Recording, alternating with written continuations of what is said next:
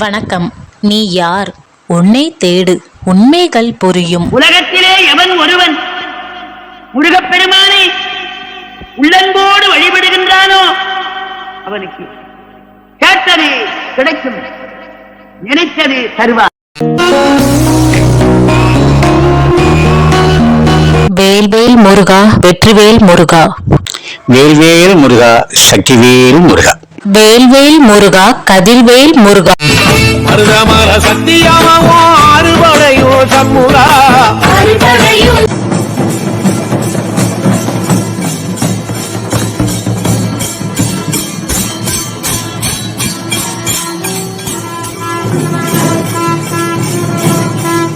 கிபி 12ஆம் நூற்றாண்டுல கட்டப்பட்டதா சொல்ற கோயம்புத்தூரோட அடையாளங்கள்ல ஒன்னா இருக்கிற மருதமலை முருகன் கோவிலோட கும்பாபிஷேகம் கிட்டத்தட்ட 12 வருஷத்துக்கு அப்புறமா வர ஏப்ரல் 4ஆம் தேதி நடக்குது.